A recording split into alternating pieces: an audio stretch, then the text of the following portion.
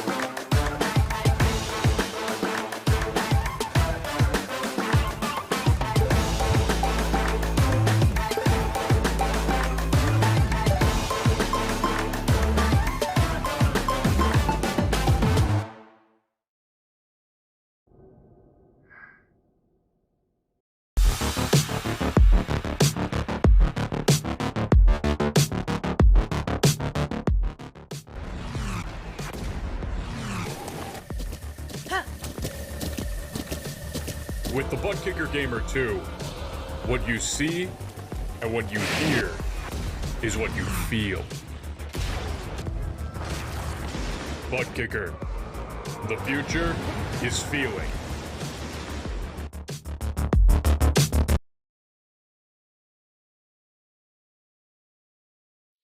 To be the best, one must beat the best. Ovals, road courses, the streets of iconic cities, race after race, the top sim racing IndyCar stars will battle it out. In sim racing, it doesn't get any better than this.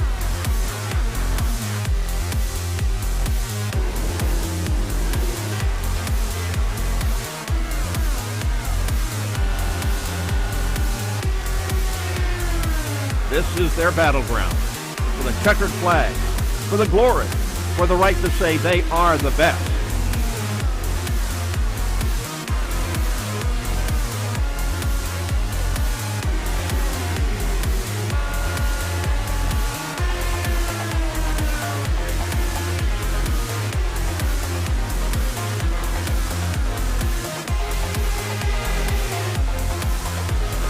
The cars and stars of the Lionheart IndyCar Series, presented by Buttkicker, are ready to race.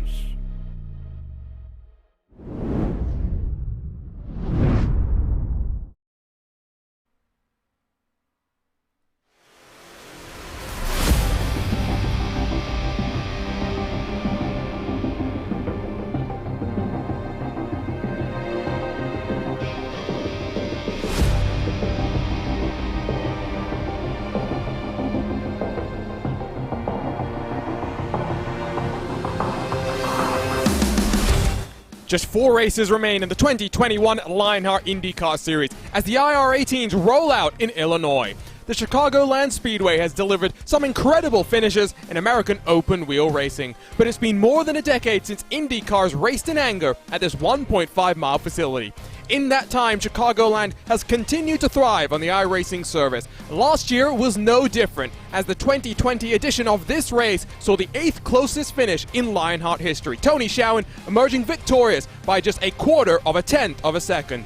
The run to the championship lands in Joliet, Illinois. This is the Fisch Motors Chicagoland 200.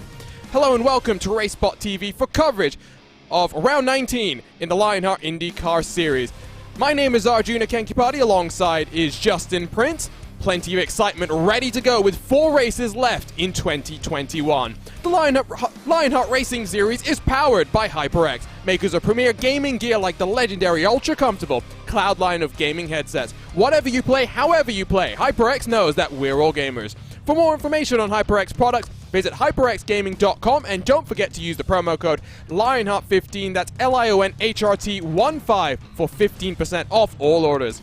As mentioned, my name is Arjuna Kankipati, alongside is Justin Prince. A reminder, you can head to racespot.tv/Indy to follow along with live timing powered by our partners at ATVO.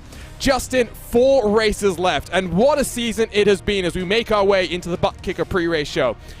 Adam Blocker has been leaps and bounds above the rest of the field. His streak of top 5 finishes dates back to last year at this very track. Now though, at this track, pack racing, the name of the game, hucking the white line is going to be oh so important. I'm expecting a very chaotic race here today. It was just about a year ago, remember, where it was Tony Shalwin who came away with a strong victory amongst one of his first in Lionheart Racing for him. But remember, that also had its mix of carnage, as some of the lap traffic could be very difficult to navigate here today for those who competed last year. Well, no. But keep in mind, you also have 2 road courses and Auto Club right after this. Essentially, this is one of the final chances all campaign, simply, that you have to race on an oval. If you realistically want any shot at the championship, you need to hope for some luck to go your way now and today, and try and finish well, while Blocker tries to struggle. In other words, you need everything to play out right here at Chicagoland if you want a chance at Blocker.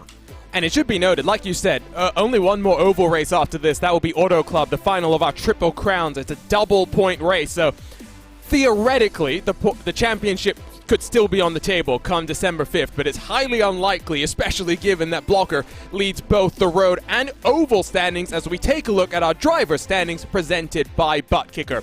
Even after missing 2 races in the last couple of months, Adam Blocker has built up a 100-point advantage. The Adrenaline Power Slide driver has been the class of the field, but Connor Harrington runs in second. Henry Bennett, who at one point was looking pretty comfortable to hold on to a 3rd position in this championship in his rookie campaign, has been reeled on in by Andrew Kinsella and Joshua Chin. So it's now a 3-way fight for 3rd. Also very interesting to see how it plays out between the likes of Ryan Otis, Jason Brophy, Mike Rasmas, Matt Taylor, and Brian Beard. So many drivers have had strong seasons, Justin, but when you're racing against the Lionheart King, it takes a little bit more to be on top of the field. Blocker has been incredible. And that's an understatement, because we've discussed this in length throughout the campaign. Adam Blocker has done what has been near impossible for many others. Of the 15 races counted, including the drops so far, all 15 have been inside the top 5 with that streak. He's won about half of them. It's so difficult to try and keep up consistency-wise, Arjuna, when you have someone dominate the way he has, where you need to be essentially near perfect to have any sort of shot to keep lengths within Adam Blocker. But keeping in mind with the other groupings as well, there's the chance that continues to shuffle about, especially with the resurgence of drivers like Andrew Kinsella, and in turn, some of the others who have gained a lot of momentum, such as Brophy at times and Otis. Absolutely, and Blocker, 8 wins in 18 races, and of course, that does include the 2 that he's had to miss. So, winning percentage in 2021 is legitimately 50%. Incredible. Here's a look at the Teams Championship presented by HyperX, and while it's been about Adrenaline Power Slide and Adam Blocker in our driver standings, Private Label Team Hype have been a cohesive unit in these Teams Championships. Basically one hand on the trophy heading into this round, but plenty still to play for between the likes of Graphics LPM and Alcantech Simulations NHR. And the thing about Private Label Team Hype you have to think about is they have been in sync on strategy and have been amongst the best of teammates to one another. Whenever one of them's in a situation to win, they're likely to help the other and so forth to try and get the best team performance as possible. That just is the environment that Private Label Team Hype has, and we've seen that in turn even with the black entry for Private Label Team Hype coming into play, being a part of that too. But keep in mind, Alcatech Simulations, NHR Esports, they need to get a bit of momentum back. They had some ups and downs at Pocono, to say the very least. Around the middle of the top 10 at some points, you had drivers like Fowler and company charging forward, then involved in incidents. There's the chance of things shuffling about still a month's fifth on back. And here's a look then at your rookie standings presented by buttkicker. 100 points the advantage for Henry Bennett. By no means is this done and dusted, though. Jason Brophy will fight with all his might, and we know Brophy is an oval specialist. Watch out for him at Auto Club to try and use those double points races to claw his way back to the Rookie of the Year championship. Plenty to play for there. Let's talk a little bit then about the series details presented by Minus 273, the premier name in karting gloves. Their industry-leading gloves are super lightweight and durable, made of a breathable poly spandex. Whether you're a kart or a sim racer, Minus 273 gives you the control to reach victory lane. For more information on Minus 273's full line of gloves and apparel, visit minus273.biz, and don't forget to use the promo code minus273LHRS15 for 15% off all orders. 4 races left to go in the 9th season of the Lionheart IndyCar Series. The Dallara IR18 has proven to have some fantastic racing, even with the addition of the aero screen that has added extra weight, shifted around the balance, especially on these speedways. Drivers fighting with a custom fixed setup, designed by RaceSpott's own Andrew Kinsella. In-car tools are available. That will mean your front and rear anti-roll bars, you can stiffen and loosen them up to get your car pointed a little bit more aggressively, or a little bit more lackadaisically, if you will. Weight jacker as well helps to move the weight around the lateral axis of the car, can make your car feel very, very loose if you go very positive. Can be a very crucial tool in qualifying as well to find the optimal speed. But of course, Triple Crown races, they are so much fun. They are also longer in length. Most of our oval events, Justin, about 200 miles in nature. Those Triple Crowns, 500 miles of flat-out racing. And those are different kinds of beasts when you think about it when it comes to that type of racing, because it's not just about the sprint and maybe a couple pit stops. You have to execute the full time on through. You have to plan things out as the race goes on. You need to be able to get the preparation in if you want to score double points. There's a reason so many drivers circled those Triple Crown races to try and perform at. But the same you have to think about goes for the preparation for Chicagoland. Plenty of drivers throughout the week have been preparing for this race because of the potential of the craziness that could come into play.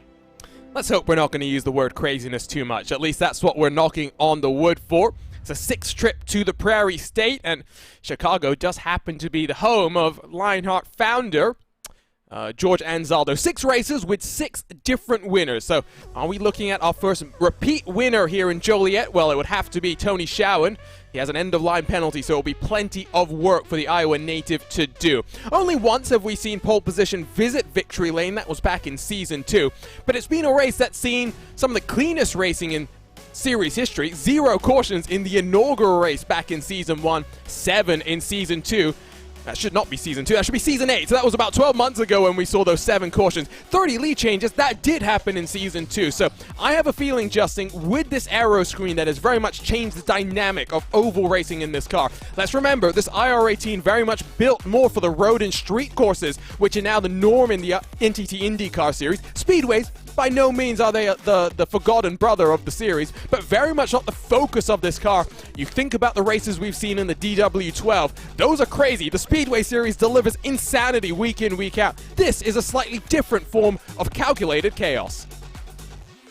And that's a good way of putting it, because you have to be very strategic on how you make moves when it comes to this Dallara IR18, especially with that aero screen coming into factor on in.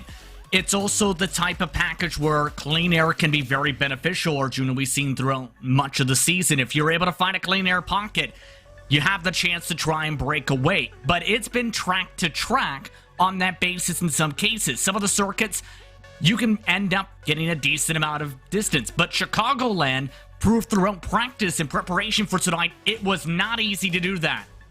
Absolutely. And so, with that all said, our pre-race festivities come to a close. Qualifying is underway. 5 minutes, drivers get the track all to themselves to set their fastest lap time. And we mentioned that using your in-car tools is going to be vital. It was very much the case at Pocono last week. A little bit of controversy was stirred up. a lot of communication between the drivers as they all tried to figure out what each other was doing to go fast. Andrew Kinsella has the measure of the field. Can he get a second consecutive pole position? Not for now, because Connor Harrington has pipped him by, what's it, 100th of a second. But only 11 cars have set qualifying lap times. They're going to come in thick and fast. Jason Brophy makes a private label Team Hype 1 and 2. And there are a lot of heavy hitters yet to set times. Robert Malechka III, known for his qualifying rigidity. Matt Taylor, Henry Bennett, Alexis Newsom. Amongst those, that will be coming in quick and fast up on that board. But the main thing to consider, you talked about the in-car tools. The main thing that a lot of these drivers do is have the time taken to be able to find the right balance, to be able to find what's quickest for a short run, in traffic, long run. All that has to be factored in. Many different lines I've already noticed have been taking place amongst this qualifying session. Some of the drivers you see right there, you'll see the apron down there, for example. Seen a couple on the backstretch surprisingly use that, while others just try and stick next to the white line the whole way around. It's all about finding what works for you. I think that's the thing that was really highlighted in the discussion the drivers had last week. It's not a universal setting, as Tyler Graf puts himself up into 6th position. Even within the same team, Adrenaline Motorsports was saying that some of their drivers very different on the tools. And Brian Carey and Andrew Kinsella, for first time in RaceSpot history as far as I can remember, and again, I'm fairly new to the RaceSpot team, but matched lap times. And while the lap times you see on your timing tower to the left-hand side of the screen go down to the 1,000th of a second, iRacing reports to the 10,000th of a second. Well, our timing software does actually look into those 10,000th calculations. Same exact lap time reported by the iRacing service. So, it just indicates you can find speed without having to work onto those in-car adjustments, or you find your own speed. As now Robert Malechka III across the line. What can he do with qualifying? He's been quick in qualifying. He's only joined us about mid-season, but already 3 pole positions to his name. Provisionally 21st for that first lap, but it was building up the speed. You can see now painting the white line is the factory back driver. Malechka III was pretty impressive last week as well, it must be said, at Pocono. What can he do this time around? He's got Alexis Newsom to work with as a teammate this time, all the way to the apron and across the line from Malechka III. It's a 25.147. It's not going to be pole position, but it is good enough for 7th spot. And the time differential just shows the difficulty of qualifying on the pole in general in this series. You have to be near perfect when it comes to handling the bumps in particular at Chicagoland. There is a bit of a jagged bump through turn 3 along that apron, where if you hit it wrong against that white line, it can shove you on down. But Alexis Newsom on the right side shuffled her way up the timing screens up to 3rd. Decent track position again for Alexis Newsom. She's also been quick throughout qualifying. And she struggled. I think it's fair to say that in this IndyCar series, she's been a revelation in the Speedway series. Gone through a bit of a difficult spell recently, has very much turned it around. Race-wise, yes, especially in the pit road side of things, but has very much turned it around. With that said, though, qualifying comes to an end. Let's go trackside at the Chicagoland Speedway to take a look at our starting grid here for the Fisch Motorsports Chicagoland 200.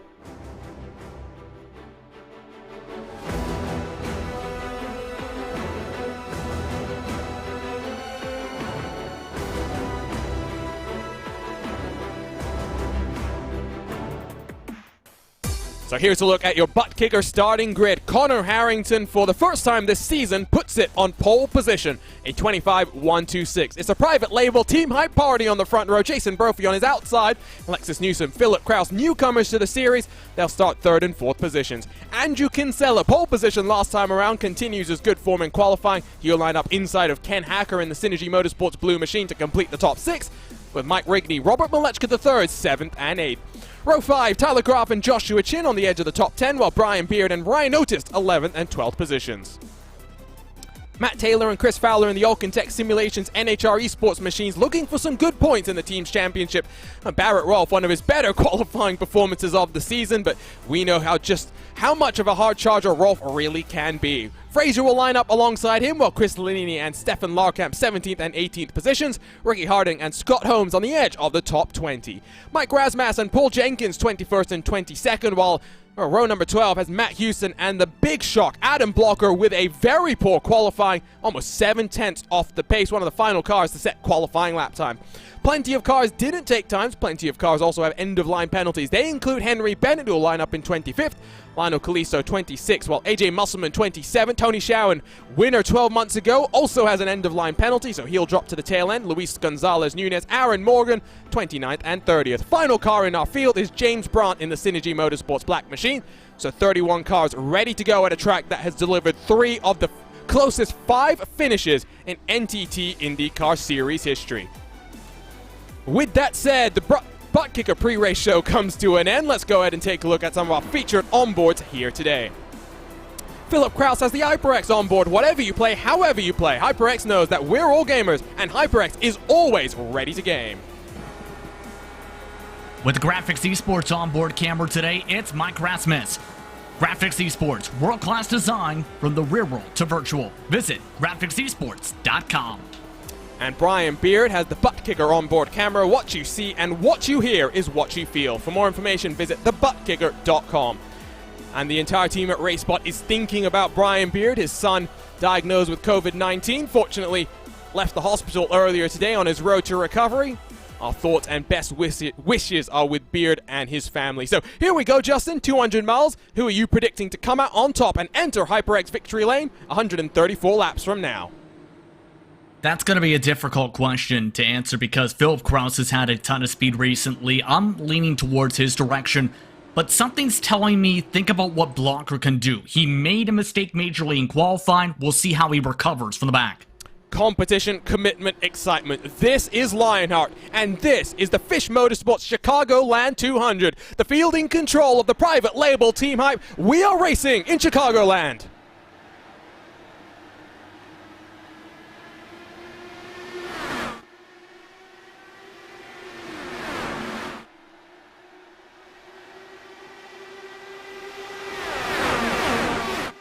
It's a clean launch from the entirety of the field. They were almost 3 wide for a moment, but Alexis Newsom has bullied her way up into second, as has Andrew Kinsella. Jason Brophy then has lost a couple of positions on the start. 3 wide in the background. Lots of cars jockeying for position. One of the tough things to think about when it comes to Chicagoland, the corner exit off turn 4 and how close you get to the safer barrier. Ken Hacker nearly went up towards that wall, and having to check up out of the gas cost him several tenths of a second and bottled everybody else up. But look towards the front. Several drivers trying to get those runs off that banking to try and find a way around Harrington. Mike Rigney inside of Malechka the third. Almost 3 wide as Ken Hacker in the middle doesn't really know where to go. Clean air is going to be the name of the game. Currently Harrington controls the point of the field. All 31 cars still in a very close battle pack.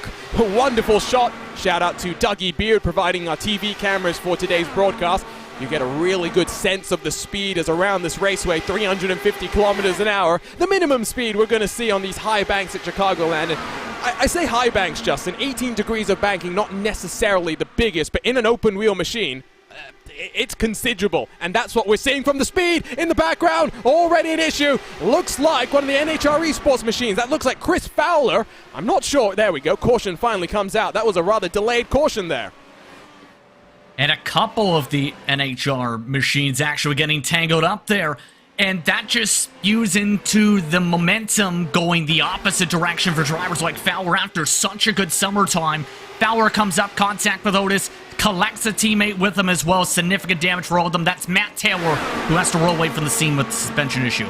And I tell you what, I think Barrett Rolfe had a pretty good view of the incident, so let's jump on board with the 33 machine and watch it out from here. So on the outside, I'm not exactly sure what happened there. It looks like Fowler and Otis came to blows, and Taylor on the outside, not much he could really do there, Justin. Yeah, he tried to give a decent amount of space off the corner, obviously. You'll see it right from above just about. There is the technical issue to think about with all of this, and then you see it factor in. Slide up a touch, they get hooked together, just know where to go for Taylor in that sequence. Good job by Rolfe and company to be able to jerk the wheel quickly without getting themselves tangled up. Well, that answers the question, can we go caution-free? No, at least not now. Would have been great to match what we did back in the inaugural season of the Lionheart IndyCar Series, but not going to happen this time around. So it's a 134 lap race, fuel window about 40 laps. Don't think we're necessarily going to see anyone come down onto pit road, at least at the front of the field. We have seen about 16th on back who have dropped down onto pit road to get a full tank of fuel, some fresh Firestone rubber as well, but it does mean that you hypothetically, we get a couple more cautions, Justin, you could make this a two-stop race if you're Connor Harrington. You could do this essentially for the drivers who just pit, possibly in that range now, if you get enough caution laps too when you think about it, because Lanini, Holmes, and company all now have that touch bit extra fuel just in case, because you don't know how the race is going to play out, obviously, Arjuna. You want to, if you don't have the track position, have that on hand at the very least to give you that option. You don't want to end up being someone who has to play catch-up on the strategy, like for a couple drivers who had the second caution, for example, Pocono last round. Pocono was fun as well. I know you missed it out, JP, because you were commentating on some sports in the real world, but caution early on, and then a bold strategy call from the private label Team Hype really did put them in prime position, and Philip Kraus became only the second driver this season to win back-to-back. Really on a strong, riding a strong wave of momentum is the Appleton, Wisconsin native. After this, heading to his neck of the woods, Road America. Detroit Belle Isle will be our next race after that. 2 races in the month of November. And then, of course, our double points finale, Auto Club Speedway. That will be on a weekend as well. 250 laps, 500 miles of racing. So lights are off on the pace car this time around. Should be going back to the green flag action. Top 5, Harrington, Newsom, Kinsella, Brophy, and Kraus. Good launch from Kinsella to take advantage of Newsom also being quite aggressive. He's up +2. Jason Brophy, the big loser up there in the top 5. Yeah, and Kinsella definitely played it out very well, but Brophy needs to, if I was him, try and fight back at the very minimum. Try and get yourself a bit of track position, but also maybe work with Kraus to be able to use the two of you to gain some positions. That's along the team playbook. Try and find a way to get up to Harrington. So what will happen this time around? 2 cars retired. Ryan Otis, Chris Fowler still stationary on pit road, fielding control of Connor Harrington. We are racing once more in Chicagoland. Who's that down on the inside? That's not where you want to be. I believe it might have been Mike Rasmas laying back, and potentially Adam Blocker going to try and take advantage. Of course, single file restart. So the field is going to spread itself out and then compact back in. A bit of separation forming, but of course, as the speeds build up, they'll go wheel to wheel once more. Newsom trying to look the long way around. And I think it may have been a checkup you were talking about right around that grouping that forced Rasmus and company to lose potential spots in time with Matt Houston and company. Very close in that regard, but as we talked about though, the racing going to be very close up front, but if you are able to wrap the bottom, it's very difficult to try and get a move done up on the top line for some of these drivers, unless you have some traffic to help you possibly. On board with Malechka the third, he's chasing down Ken Hacker. Looking low, but momentum on the side of the number 24 machine. The 91 car in the dirty air of Philip Kraus as Hacker slides up the track. That's going to open the door because lost a bit of momentum. I'll be side by side on the entry, but shortest distance around, paint that white line. Hacker at least able to hold on for the time being. They're getting a bit wiggly and a bit wobbly at times, but they're keeping it steady. Hacker manages to slide up into the path then of Malechka the third. Out front, Alexis Newsom trying to roll some momentum. Great shot out of turn number 2. If I'm Andrew Kinsella, I'm pretty happy with where I'm sat right now, Justin. Do a bit of fuel saving. We know that this potentially could be a 2-stopper from here. I wouldn't like to be the one leading this race, that's for sure. Yeah, because you burn that extra touch bit of fuel, but also you have that extra bit of pressure as the race leader. With Alexis Newsom and Andrew Kinsella, more so Kinsella, obviously, you can just watch and see how things play out. Lift that touch a little bit on the entries. Don't have to go complete full throttle. Have the draft help pull you on forward and keep you close. Meanwhile, back in the pack after his bumbling qualifying, Adam Blocker already up +8 positions. He's the first car that came down onto pit road for full tank of fuel and some fresh rubber as well. Now chasing down Stefan Larkamp. That gap about a lap ago was half a second. The battling between Chris Lanini and Blocker had let it stretch out, but now looking forward, try and get up in towards the top 10. Larkamp's going to go to the high line, which is an interesting one, but might just be thinking about his tires. You don't necessarily wear your tires as much up on that outside groove. The Blocker looks like he might get the position done. Meanwhile, out front, still Ron Hacker down on the inside line. Not sure that's necessarily where he wants to be, but there's everyone in front of him basically going up to the top. So IndyCar oval racing is often just about searching for clean air, and I think that's what we're seeing from multiple cars. Tyler Graf is going to lose out because he was in the dirty air of Ken Hacker, and now Joshua Chin powers around the outside. And that's one of the main things that I've seen when it comes to these types of racetracks is if the top line becomes the preferred line, if you try and say dive to the bottom and try and make the pass, and you don't complete the pass fully, it puts you up for grabs for losing 1, 2, 3, 4, 5, 6 positions even. Potentially a whole train of cars can peel you off the wall. So it puts that extra bit of pressure there. Of course, if you're Harrington, you get the clean air to be able to get yourself to rotate fully with the full throttle. Everyone else doesn't have that luxury where they have to be able to lift that touch bit to make sure they rotate the car properly. Andrew Kinsella has been passed by Jason Brophy, so private label Team Hype 1, 3, 5, and 8 as things stand. 4 of their cars up there in the top 10. Newsom going to come under pressure now from Brophy behind. Which way is this going to work out? Because you can bully and gang up on your rivals. Brophy has to go to the outside line with that momentum. Newsom nowhere to go other than down low. That should give Brophy the position because so much dirty air for Newsom. Brophy around the outside to second. Exactly what I was talking about. Get to somebody's outside, peel them off the wall, and make the pass. Brophy is looking very quick right now. In fact, he's looking almost quicker than Harrington. The tough thing is, try to clear on by, and this in turn, if, say, Brophy was to clear by Harrington, would be more of a positive fuel-wise to Harrington's case. We'll have to see how it all plays out when it comes to all this, because obviously there's a ton of our drivers trying to keep up this pressure who are looking to try and take advantage next, like let's go third behind. And look who's charging up through the field. Barrett Rolfe +6. Of course, didn't come down onto pit road, but already has sneaked his way into the top 10. He's the next car that has gotten past Tyler Graft, who has very much been pinched down to the inside line and now trying to recover after sliding down through the field. Adam Blocker, incredibly, has worked his way up to 12th, qualified down in 24th. He's now 4 cars clear of the next car that had come down onto pit road, so we're getting an indication that tires might not be the be-all and end-all. Definitely a strong factor, but as Blocker almost slides up into the path of Mike Rigney, it's about finding the right opportunity to make those Firestones work for you. I think more so too, Arjuna, the talent level rises towards the top. One of the drivers that comes to mind, for example, Matt Taylor, with several cases when it came to Iowa, especially in the Retro Series, where plays hard to pass, but if you're able to navigate the lines, find the right pockets of air to be able to build up a pass, and try and build yourself momentum-wise while making sure you keep the tires underneath you, you can make passes. It takes a lot of work, but it is doable.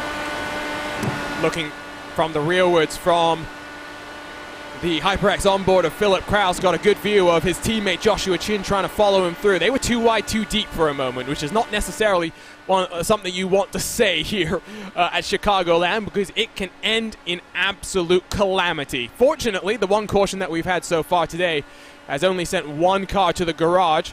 Chris Fowler did manage to roll himself back out onto track, albeit 7 laps adrift from the rest of the field. Matt Taylor, the other car to be caught up in our one and only caution so far today, finds himself 1 lap down, but not that far adrift in terms of pace, which is good. He's rolling around the track at about 350 kilometers an hour, which is not necessarily as fast as the others, but definitely not hung out to dry at this point in time. Across the line, lap 23 in the books. Only about 20 laps away then from seeing our race leaders down onto pit road. Let's take this chance to take a look at the live points situation. And of course, these factor in our drop weeks now, so it does give us a better picture of how things are going. And Blocker with that we'll call it disappointing qualifying position, but I think disappointing is an understatement, Justin. That gap has closed on down very slightly. Yes, Blocker is still in control, but Harrington, with 3 races left to go after this one, is still in the title hunt, very much so. Remember, 60 points for a race victory. That's 120 in our season finale. Which will be absolutely huge, especially if Harrington can stay where he's at, position-wise at least top 2, but also it has to play out where Blocker doesn't get himself up there. Knocks out one of the top 5s out of the equation in turn and shows a little bit of weakness to execute as there's a caution flag on the front stretch. Like Callisto. Did anyone else get involved? It might have been a solo car incident. Only one car on the scene of the crime. Matt Taylor will scoot on by, or maybe that was Chris Fowler, but the racespottv replay machine misses nothing. Let's go ahead and take a look at what happened to the Sector 5 machine inside of Henry Bennett. Car's already wibble-wobbling its way down the track. Snaps back on him. I tell you what, does a good job to avoid coming back into the wall. So that's good car control from Lionel Callisto. Let's jump on board and take a look from the viewpoint of the 97 machine. He was starting to lose it on entry, I think, even.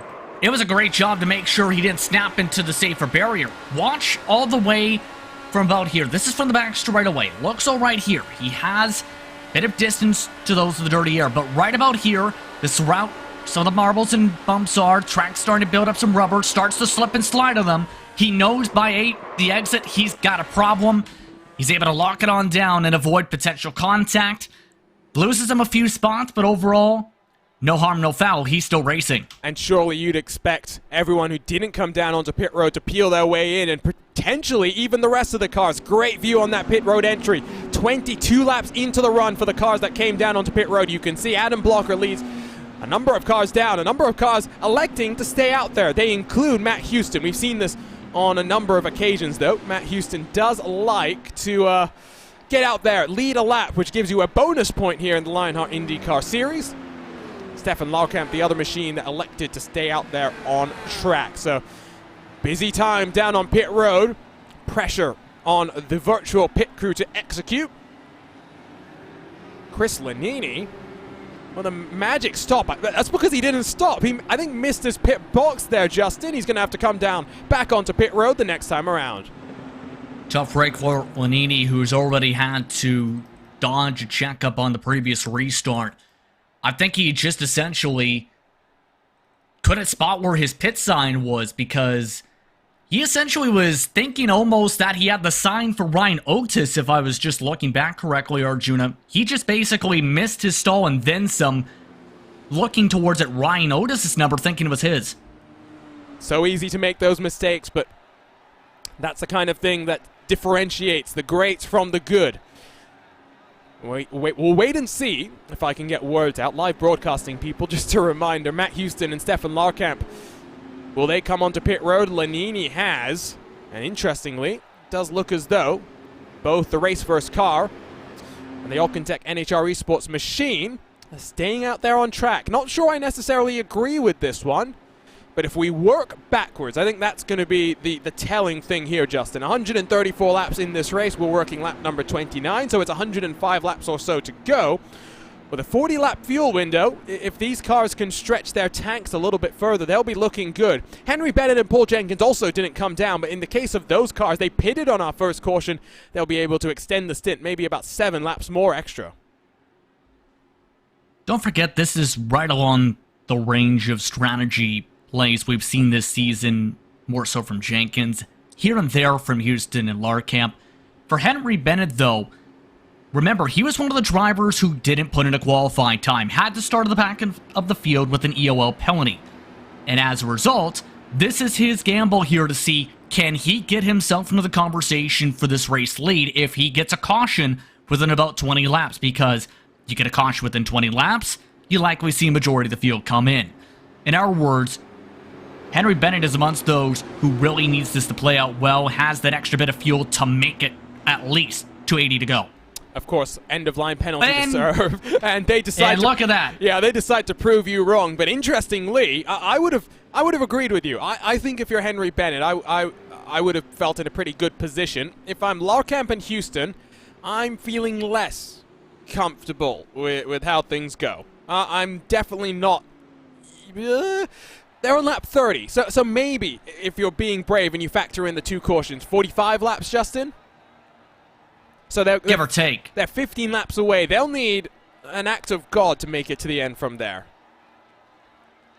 In our words, they need a lot of things to happen behind them that doesn't involve them. So it's a gamble, but if it pays off, you end up becoming one of the contenders for the race. If it doesn't, it's going to be tough to come back from.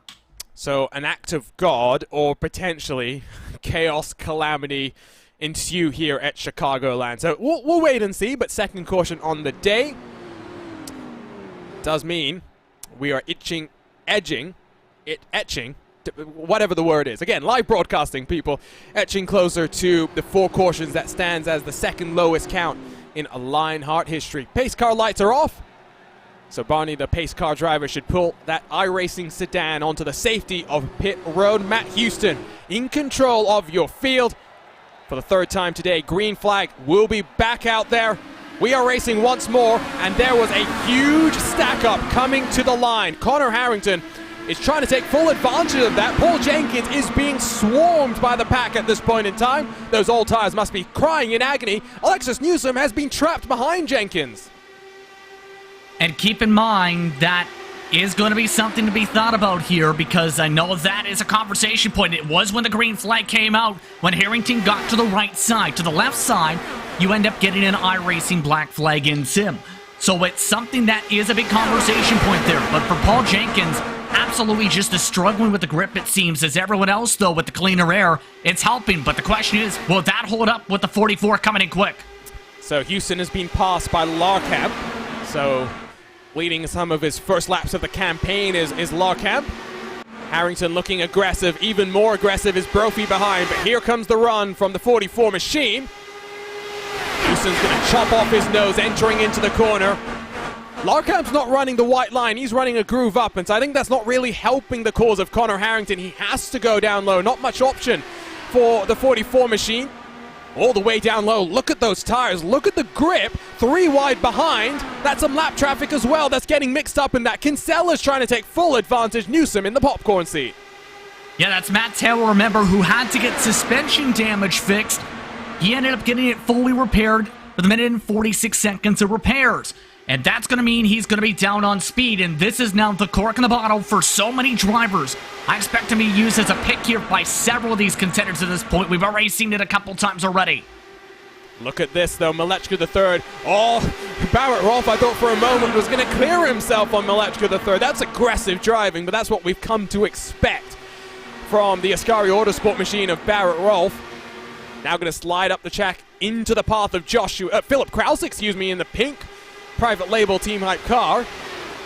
And now Kraus getting trapped behind that lapped car. So full advantage Connor Harrington has taken on this carnage and just chaos on this restart. He's now 0.4 of a second clear of Jason Brophy. If I'm Larkamp and Houston, I don't hate the way that this has gone. I'm not too disappointed to now be back in the pack and to also be able to save some fuel. If I'm Andrew Kinsella, I'm pretty frustrated because look at that. Joshua Chin's going to take advantage of that slower lap.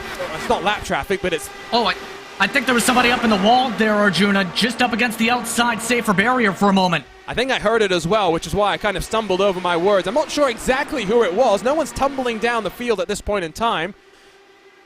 Wait and see if we can get an update. Meanwhile, out front, private label Team Hype 1 and 2. Connor Harrington, Jason Brophy back to the front.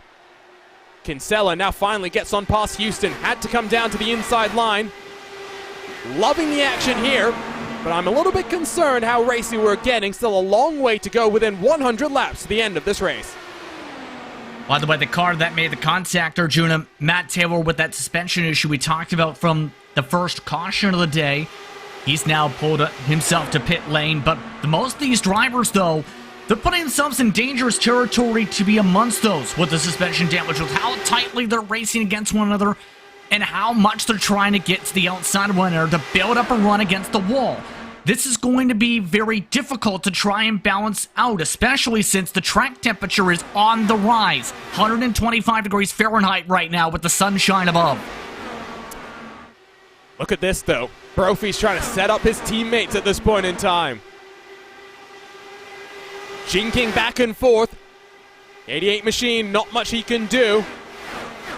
Let's take a look at those track conditions because I'm curious how things are going to play out here. You can see in Celsius, 29 degrees in the air, 52 on the track. That is incredible. These Firestone tires will be crying out in agony. And a reminder, it might only get hotter from here, Justin, because we're racing at 110 in the virtual Chicagoland Speedway. A peak temperature here on the iRacing service tends to be around 2 p.m., so still a ways away from potentially seeing the hottest track conditions. We may get up to somewhere like 54, 55 degrees Celsius. And I've seen it get even hotter than that, around 150 Fahrenheit, so around near 60 degrees Celsius. Depending on the right conditions on the sim, we'll have to see how hot it does indeed get, because the hotter, remember, it gets, the more slipperier the track gets. We've seen it with how drivers were getting loose on the long run before. In the case of Lionel Callisto, some of these drivers seem to be struggling a little bit with that, but are still able to, with a bit more of the freshness now still left in these tires, to be able to run multiple different grooves. We'll have to see how it plays out in 15 laps, though, when these tires are towards the edge of the limit. Already 15 laps into the run. I mean, laps tick on by so very quickly here as Kraus is being attacked down his inside, so lost some momentum. Barrett Roth wants to try and take advantage, but the Ascari Autosport machine just a little bit too far behind to diamond into the corner. Lechka the third has a great viewpoint as still side by side. Does look as though, despite what we thought, outside line not necessarily as strong as we may have expected, so you can make stuff happen down on the inside groove, but it's all about finding that clean air. We're going to use the word searching for clean air, I think, a lot in the next 90 laps or so.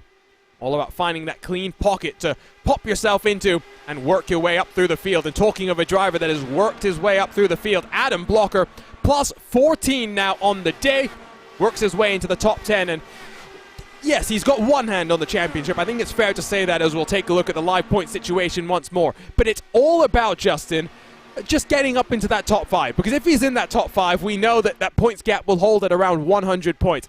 Basically, 2 whole race victories separates Harrington from Blocker in that situation. That is reassurance that money cannot buy. Absolutely. But the main thing to also think about that money can't buy is confidence and momentum built up over the span of multiple weeks. For the case of Lockhart, he's had that momentum just about this entire season. When he has missed some of the races, remember, he's had an up and down time afterwards where he still recovered to get a solid finish, then immediately followed up with a great finish. So it's been that type of a season where it's been near impossible to stop Blocker. Meanwhile, behind him, in front of Blocker, keep in mind, things are getting tight as the pit window has to open up for some of those drivers who stayed out. Larkamp just called over the radio, he needs to come in. And that's going to force Blocker to try and look to the low side to get on by. Can he take 2 for 1? Malechka the third on the outside line. And Blocker's going to try and slide up and pinch Malechka. Not going to get it done. Off the banking. A little bit wide. But slowed down in time as the Alkintech NHR Esport machine. He's going to lose a full lap as well. So very much now reliant on strategy to cycle into his favor. Only time will tell. Only time can give us the answers that we crave here in the Lionheart IndyCar Series. And also, by the way, battle for third in the championship is looking increasingly interesting. Kinsella is plus 50 at this point in time. Does mean he has cycled himself, if I can get those words out there, into third. And if you take a look at the points itself, very close. 19 points between Kinsella, Bennett, and Chin. 3 drivers with so much history in iRacing IndyCar competition. Of course, Henry Bennett a rookie, but by no means is he actually a rookie in this IndyCar car. He is a rookie in terms of Lionheart IndyCar competition. The top 3 starting to scamper away and stretch their legs, but I think Joshua Chin is going to reel them on in and still have 20 cars separated by just about 5 seconds. Yeah, this has been really well done indeed from drivers like Chin and company. Up 6 positions. Barrett Rolfe, we mentioned his charge on Ford, up 9 as well. Some incredible drives as the caution comes out. I think one of the cars who had the pit just spun. You're right indeed. It's Matt Houston. Was that trying to come down onto pit road? Yes. Well, and that's like significant damage. You can see the front left suspension is being completely knocked down. Have to go and see what happened here, because not necessarily what you want to see, but heartbreak then for Team Race vs. N for Matt Houston. Oh, it's the banking. It's the banking. He's still on the banking as he tries to slow himself down. And Chris Lanini, nowhere to go. A number of cars almost absolutely annihilate the 99 machine. One more look. Let's take a look then from the perspective of Chris Lanini. Of course, Stefan Larkamp is going to be pretty frustrated, because now he'll definitely be still... actually, no. He'll cycle around to the tail end of the field. So he'll still be on the leading lap, but albeit at a slight disadvantage in terms of the strategy. Strategy also wide open, because from here could be one... Oh, no. That was just unfortunate. Could be one stop from here to the end of the race, Justin. Essentially, especially with the pace laps, going to help make sure you get to that number precisely just about. Unfortunately, that just describes the day, we'll have to say, when it comes to Lanini, with several times having to dodge the checkups, and now that. But overall, the strategy is now simplified. And keep in mind, the only driver prior to that caution who was making the strategy of staying out the last caution work inside the top 10 was Larkamp.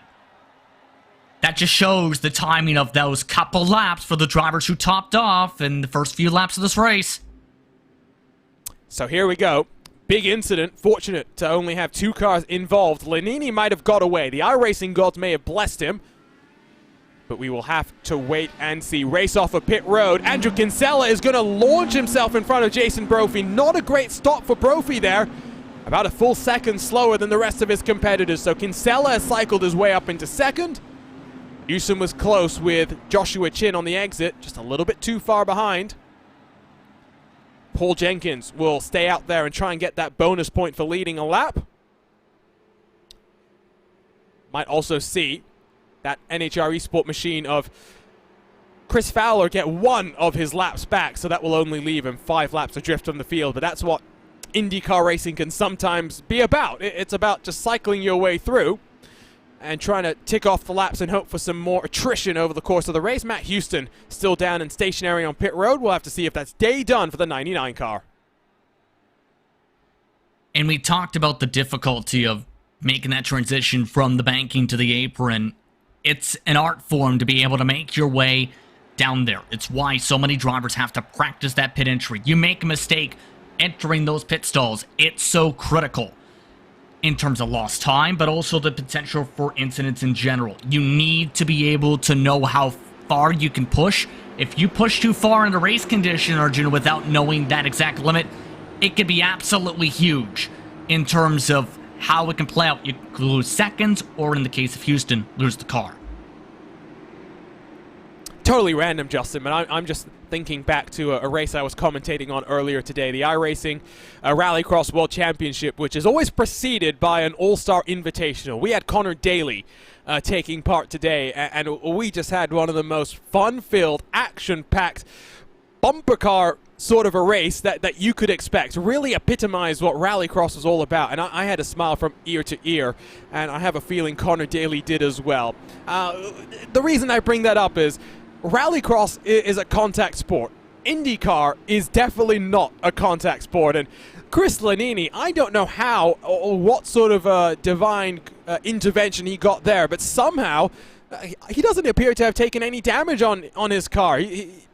Pit stop time for him was totally normal, as Paul Jenkins will come down onto pit road and cycle to the tail end of the field. I'm not sure what to say in that regard, really, because you mentioned that absolutely. He still loses the track position, of course, don't get me wrong, because he also, despite the decent pit stop delta, ended up overrunning a bit of his stall. It's going to be interesting how this all plays out, leaning overall the rest of the way as these drivers get one to go. He missed his stall last time around completely, so I guess this is a little bit better. I mean, progress, right? That's what you want to see in pit road. As actually, Lanini's come back down onto pit road, so not sure. This time was a short stop, 4.5 seconds stationary. It doesn't really lose him many spots. Keep in mind, maybe topping one or off two. Maybe just topping off on fuel from here, Justin, because what, 134 laps? Yep. What's it, 50 on lap 55? So we are within the pit stop window. does give him a bit of flexibility to play around with now his pit stop timing. But the track position is going to be the main downside to that. He hasn't really had it all race. That's going to be the difficult part of that playing out, because we've seen drivers try that and get up maybe to the top 10 to the highest. We'll have to see how it works out for Lenine, though, if things play out right for him. Well, 3 cautions on the day so far here in Joliet, Illinois. Barney the flagman, green flag back in his hand. We are racing once more in Chicagoland.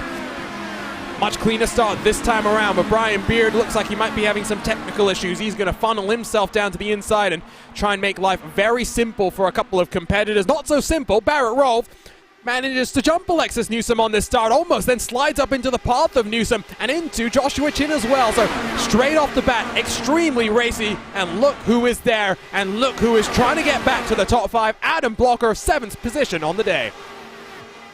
These caution flags have really helped Blocker, because one of the best places he has been strong at today has been on the starts and restarts. He knows how to maximize the car's speed and performance, even with the dirty air and the air wash, to be able to make passes when everyone's grouped together. He's also decent long run, of course, but Blocker has just been able to position his car in the right spots to just leapfrog himself forward. But look up towards the front. It's Kinsella that's providing the pressure this time at Harrington. A bit of a change compared to Brophy from before. And what we've seen so far is, if you're in the lead, you are unchallenged. I have a feeling the only way we're going to see a change for the lead is going to be if we get a green flag pit stop and someone can play some strategy games here, Justin. I was thinking that as well. It could be the type of race, playing out-wise, where, depending on how things fare out, the right timing of not just your entry, but the exact lap you come in, and who in turn you have you're working with out of the pits, could be the difference between the race win and being right back where you started the pit cycle, and if not worse. I'm very curious on how this all plays out in turn, because if it goes green to that window, we may see things really shuffle about, and in some cases maybe even break up.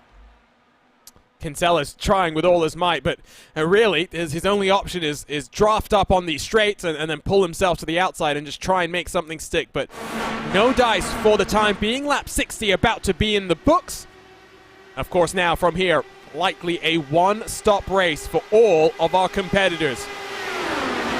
Barrett Rolfe had been trying to work his way past Jason Brophy, nothing doing for the time being.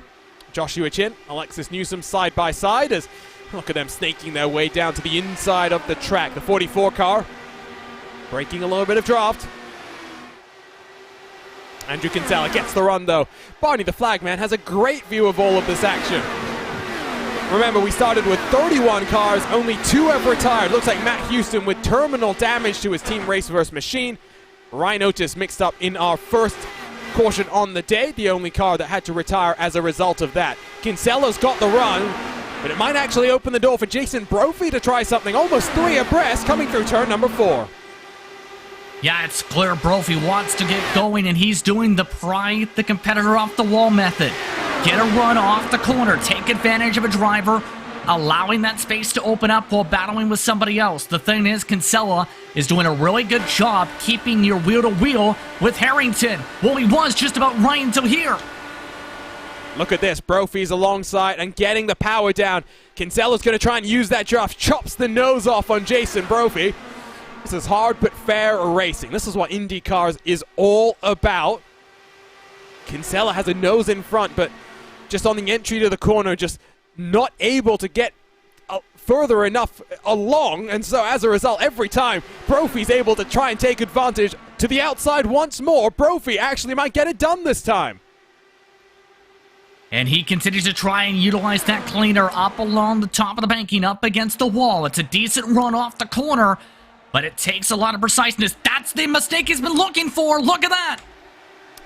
What a move, but it's not done just yet. Harrington tries to help out his teammate, gives him a bit of draft, has allowed Brophy to get on par. So once more, it's a private label team hype 1 and 2. We are quickly approaching the halfway marker in this race. What a race it's been as well. Yes, we've had 3 cautions. But we haven't had the high level of attrition that sometimes you get at a track like this. And I mentioned it earlier, Justin. This track has seen 3 of the 5 closest finishes in NTT IndyCar Series history. That is an incredible stat, and that's despite the fact that IndyCar hasn't come here in more than a decade's time. Yeah, this has been absolutely incredible racing throughout the day today. Always something to look at and think about. And that's, in turn, why people love to see racing at Chicagoland, regardless of the discipline. It's so much of a driver's track, even with it being a 1.5 mile circuit. There's so many groups that can come into play. The difficulty of handling the bumps in the surface, that is all having to be harnessed here today. And now it's going to be intriguing how the second half plays out here. You're watching the Fisch Motors Chicagoland 200. 67 laps in the books. Don't go anywhere. Second half of the race coming up next on RaceSpot TV.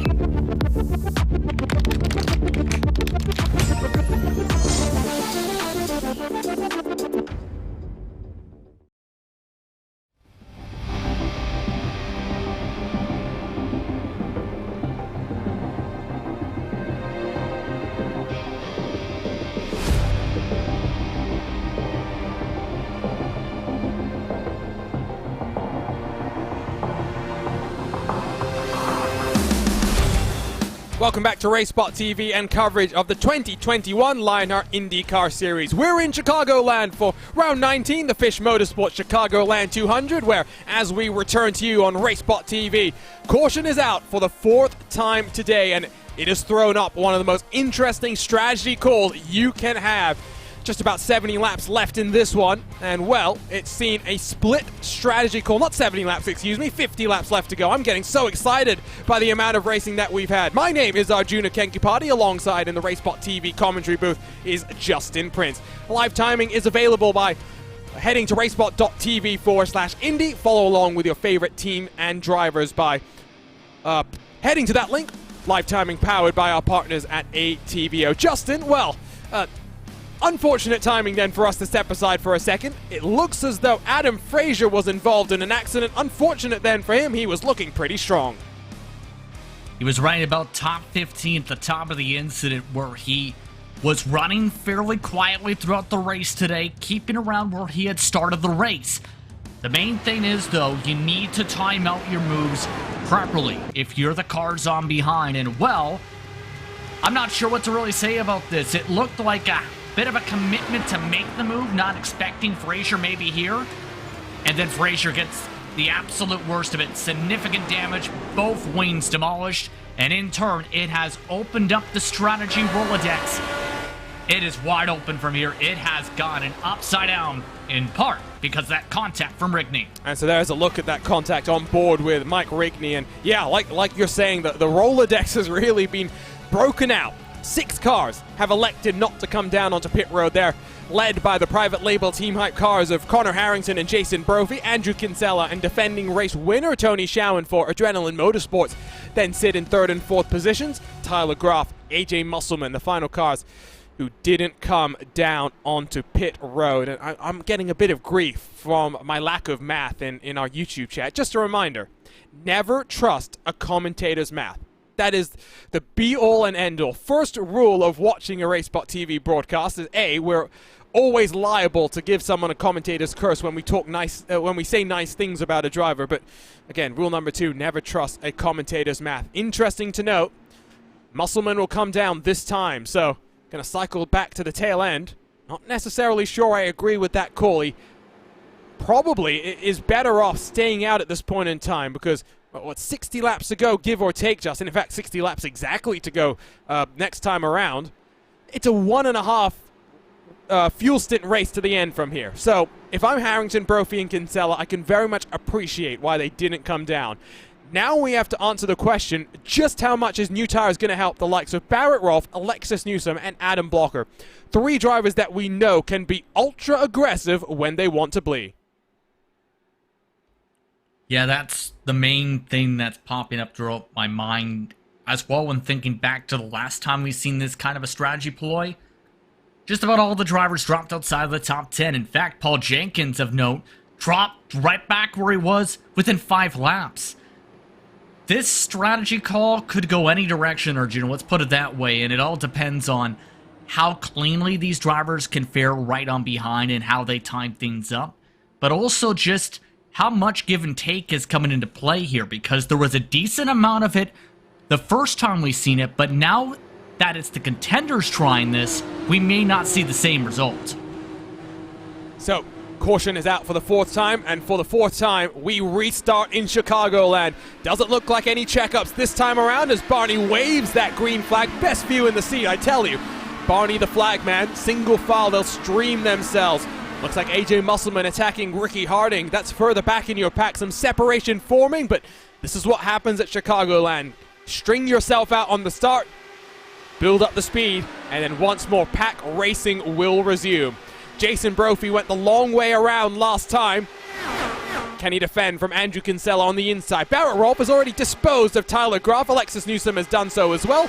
Adam Blocker trying to do the same. This is where we'll get that indication. How important are the fresh tires going to be? Yeah, there's a few more cars obviously here that will factor on in to feed that air wash. But I'm more so considering as well how things look on the stopwatch in particular as well, because this is an interesting strategy for many of these drivers. Tony Schowen, I'm not surprised to see this. He's been running mid-pack much of the day. But for Harrington, Brophy, and Kinsella to play this, they're essentially hoping that things even out well. The problem is, though, Rolfe, I should say, is proving that those fresh tires are very much beneficial to close up the distance at least to get up to the pack. The tough part is Tony Schowen's not making it easy for any one of the fresh tires. So let's wait and see.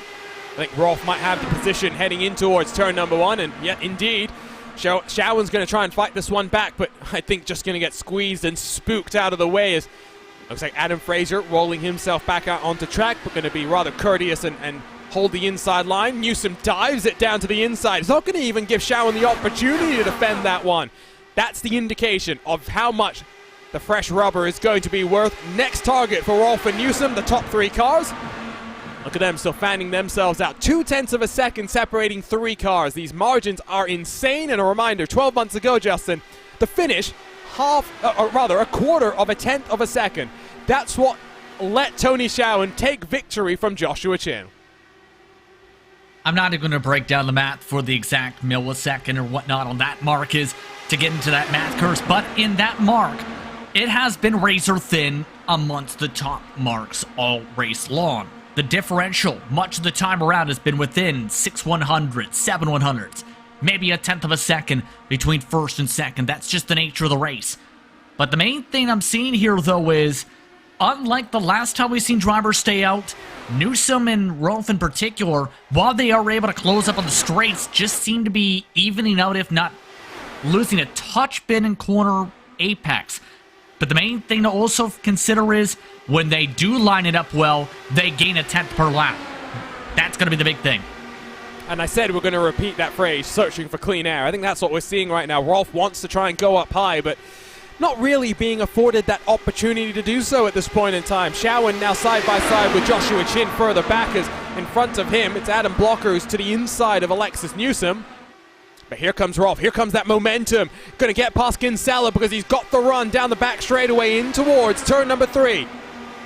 He's got the dirty air of Brophy, but the fresh tires starting to play a larger and larger factor at this point in time. Kinsella has nowhere to go other than the midline because Harrington down low, Brophy up high. The only place that Kinsella can find some clean air is that middle groove.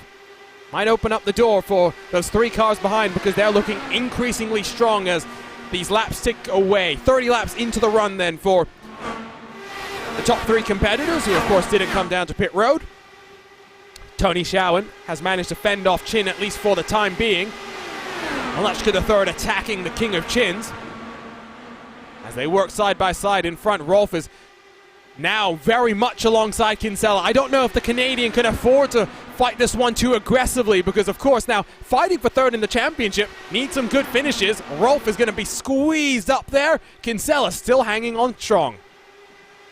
And the main thing I'm noticing here, too, is the private label team Hype Machines are almost building a wall of dirty air, trying to keep it to where any one of the fresh tires is boxed in. But for Barrett Rolf, just timed it out very well. This may play out pretty decently for Rolf, trying to split the middle going in the corner. This is where that run's going to be crucial. Brophy trapped up on the high line as now Kinsella comes under fire from Newsom and Blocker.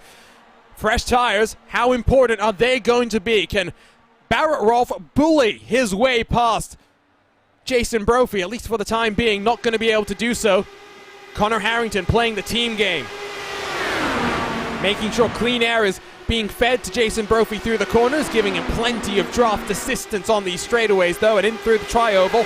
Brophy up the track as here comes Rolf. He's going to force Jason Brophy to arc the corner even more. Might open the door for Kinsella to take back that third place. Yeah, right there. Just nothing Barrett Rolf can do. Kinsella just able to take advantage of it quickly, and that's the mistake you can make when you're trying to push hard for a position. You're so focused on the spot that by the time you realize, oh, there's still cars right behind me, that position's on gone. But what a draft there from Rolf. He still managed to clear Kinsella down the straight. So, to answer the question, clean air is more important than fresh rubber. That's what we're being told right now, if you ask me, Justin. So if we get a caution in the closing stages, maybe 30 to go, if everyone's already come down onto pit road, you'd be a very brave man to decide to come down by yourself. And I think more so having the right coordination to feed the dirty air and in turn feed the air wash to fellow drivers can be so beneficial. The last time we seen a strategy like this play out, it was just like, Olay, go ahead, fresh tires to the inside. This time, they're not giving up like without a fight. And I'm not surprised to see it. Now the interesting thing though is absolutely how things play out. Not going to be surprised to see Harrington and Brophy say work together to try and stay within sync. But how does everyone else play? Kinsella's still up here. But a lot of the other drivers who stayed out are all the way towards the middle of the top 10, if not all the way at the back of the field now. Should be noted as well, heading into that final pit window of the race, Harrington, Brophy, and Kinsella only about 5 laps away from working their way down onto pit road as Barrett Rolf tries to slide up the track into the path of Jason Brophy. Nothing doing there. But that's that aggression that we've seen from Rolf on countless occasions. It's what's powered him. 12 positions up the grid into a podium spot. But aggression can only take you so far, especially when the race is playing out like this. He'll go to the middle. He's got the run this time around. What can Jason Brophy do? It's close once again. You can really tell Barrett Rolf is getting really frustrated. Justin, Joshua Chin down the timing tower. Somehow we're staying under green. The King of Chin slides through the grass, comes to a stop. That might be day done for Joshua Chin. Straight back down to pit road. And Wow. This is running basically single file, but I think the aero wash, the biggest factor in this, just up the track right into the safer barrier. And it's such a major mistake you can make here at Chicagoland, is pushing so hard, including with the aero wash, trying to follow on the car behind, and it just carries you right into the fence if you're trying to especially go for the bottom groove.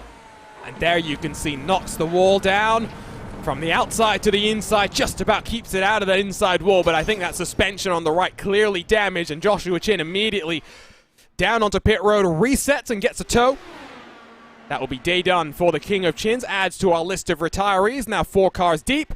Adam Frazier, Matt Houston, and Ryan Otis, the other 3 cars to have retired from the race. Miraculously, we stay under green.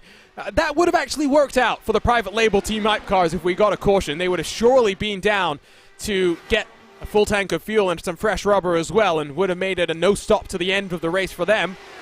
Would have been curious to see who else would have followed them in. But 40 to go, pit window is open. Which of these leading contenders will come down onto pit road first? I'd suspect Connor Harrington, probably going to be the first one, because of course he's the one who's pulling everyone around here, Justin. No draft assistance for Connor Harrington. He is very much foot to the floor for all of these laps. And here's the tough part about this too, with Barrett Rolfe being so close to these guys, communication is going to be so critical. Because keep in mind, you see Brian Beard is in. Tarek Raff originally called last time to come in Arjuna. He was running in the middle of the field. He ended up overshooting the pit lane as a result of carrying so much speed with everyone else close on behind, had to come in the second time around. There's the call now coming in, and this could be tight. Barrett Rolfe is not backing down despite the calls coming in here. So you assume Harrington is going to come down by himself, because Brophy not looking to align himself on the entry to pit road. Execution, the name of the game. The first round of green flag stops. Getting yourself down to pit road in the quickest possible way, so scrubbing off the speed as best as you can. But now, getting into your box. Don't slide the tires. Make sure you find your marker, and then once you're dropped off the jacks, onto the power as quickly as possible. Don't slide those rear tires. A little bit tentative on the entry there, but looks okay for Connor Harrington. His teammate follows him in, so Jason Brophy in the very next lap. Now we wait and see. Do tires help these competitors to build up some speed? Given what we've seen, I don't think the undercut is going to necessarily be a strong factor, but what's more important is Barrett Rolfe finds himself in some clean air 1 second in front of Alexis Newsom. It's just me getting some vibes from the Speedway Series event here, where Barrett Rolfe had some great speed here at Chicagoland, but just wasn't on the right strategy cycle.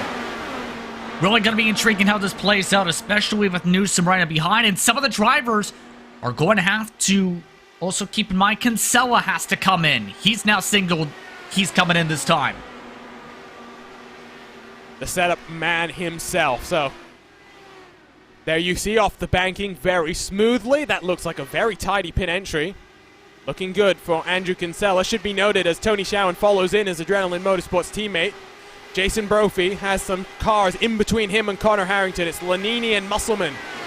Those 2 cars between the private label Team Hype machines. Harrington already on the offensive. Now getting past Paul Jenkins as well. That's not for position. Harrington still 1 lap down. If a caution came out now, they'd be in the danger zone. So you can't afford to come down if you're anyone in that leading group. You have to wait until you are almost out of fuel, Justin, to see if you can trap your competitors 1 lap down.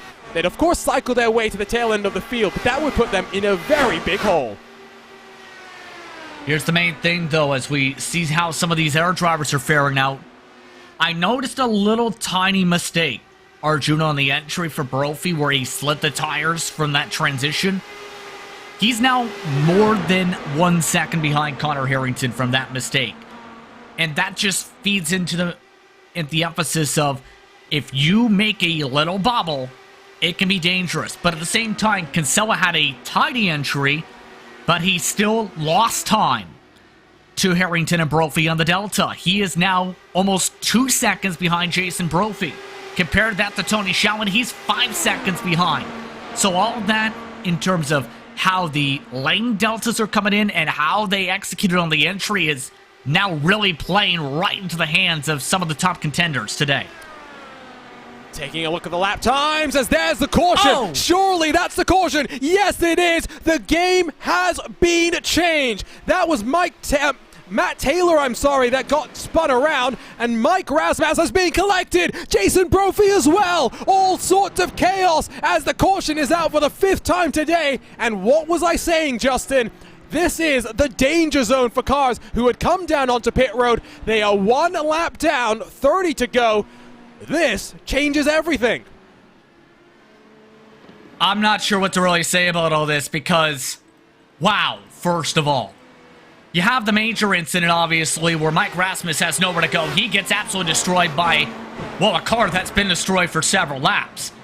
I'm not sure what to say about that. And then, right on behind, you have Brophy, who gets sandwiched into all this because you'll see it a few moments after. You see Brophy getting spun around. He got hit from behind by Scott Holmes, who is going more than 190 miles per hour into the corner several seconds after the caution comes out. What are you doing here? You need to be aware of what's going on. The smoke is there, and the caution's out. Trying to get a good look of as to what happened here. You can see Brophy's already around, so we need to spool this up one more time. And crucially, cars are on pit road right now. So there is strategy that is being played out at this very point in time, but we need to see what happens here. You can see Jason Brophy in the background, gets clipped around. Nothing Brophy can do. He is going to be furious as to what happened there. But watch Lanini just on the brakes. Loses the rear end of the car. Kinsella has managed to scamper on through. He went down low. Harrington went up high. All sorts of carnage. All sorts of chaos. What does it mean? Well, it means Barrett Rolfe is in control of this race. Adam Blocker in what will be net 3rd position. We were talking about the championship maybe being extended to the final race. With things as they stand, not going to be in that position. Should also be noted, because of the timing of the caution, Justin, Connor Harrington will cycle to the tail end of the lead cars who are on the lead lap. Jason Brophy, if he's managed to get away without damage, will do the same. Andrew Kinsella, Tony Schowen, they're still 1 lap down. I'm absolutely stunned. Just absolutely stunned with how this is all played out. If I'm some of these drivers, I'm absolutely furious, obviously. But if you're Connor Harrington, you're thinking, this is it. This is the mistake and timing that you hope as a driver, rather, you never have happen. This is exactly what Blocker needed to be able to build up the points in the opposite. By far, what Harrington needed. This is going to put Harrington in the worst track position he's been in all night. And to correct what I'm saying, the Andrew Kinsella, Tony Schowens of that train of cars that had come down onto pit road, they were 1 lap down because Lanini had yet to pit. Lanini has come down onto pit road now, so those cars all still on the lead lap, just the way that the timing works here. Lanini was trapping those cars a lap down until he came down onto pit road, so still have what is going to be 23 cars on the lead lap. Should be 26 laps, I think, to go at this one when we get back to the green, because next lap around we'll see Harrington and company cycle on through. But wow, game has been well and truly changed. That is putting it mildly as well. I think we've got time because we've got the wave around lap to come. Let's take this time to take one more look at it. But I want to ride on board with Jason Brophy, and more specifically, I want to look rearward from Jason Brophy here. Just listen to the engine. Brophy's already started to bring that car down to a much more reasonable speed when he gets clipped around. We talked about Lanini, being on the good side of the iRacing gods. Brophy is in a very similar position there, because I don't know how he doesn't have rear wing damage. We might have to find out when we get back up to full racing speed if there is lasting damage on the 88 car. And over the radio, keep in mind, Arjuna, Jason Brophy actually mentioned the concern of how hard he got hit in the back end. And here's the thing, too, with some of those wave around cars, they're going to be having to behind drivers like Chris Fowler, who are still 5 laps down, for example. So, in our words, for them to get back into it, they need a lot and then some to happen. They need, essentially, all the chess pieces for the game to, or the ones that are not on fire already, to also catch on fire. It will be 26 to go with the lights off on the pace cars. We get back to green flag action. Just under 40 miles left in the Fisch Motorsports Chicagoland 200. Barrett Rolfe in control of the race, looking for his first Lionheart IndyCar Series win. We are racing once more from Chicagoland. Nice clean start up towards the front, and Barrett Rolfe is in a great position. And what a story it'd be as well for Alexis Newsom if she can find a way on forward. Look at the dive up towards the front. Newsom to the inside. This might be our opportunity. The inside has been strong, and for the first time, we've seen a pass for the race lead. Out on track immediately, though.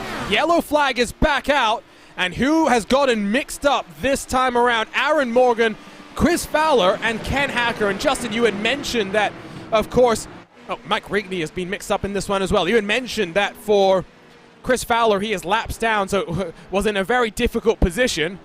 Ooh, that's big damage to the front of the 24 machine on Chris Fowler's car. What's that they say? Cautions breed cautions. That's what we've seen here. Henry Bennett has gotten away with a very close call, because in that battle for third in the championship, that might be crucial. So Morgan goes up the track. Lanini with another close miss. What is that? That is unbelievable. We were talking about cars not slowing down last time around. This one, though, is just another level.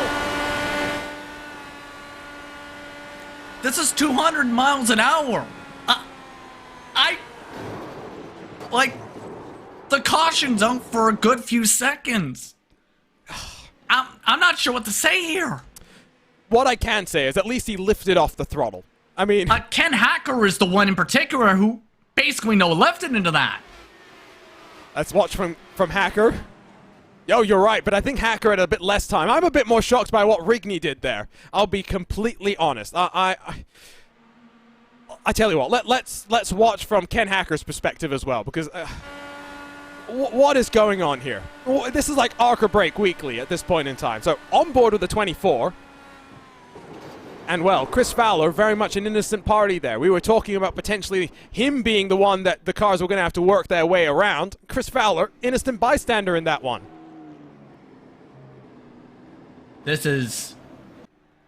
I'm not sure what to say. We've seen two major incidents like that has taken out some pretty decent names here today. But now, oh my goodness. The amount of stories that could pop out of here, you can write a novel with them. And the thing is, in that regard, we're probably on draft 7 now. Are you looking forward to writing this post-race report?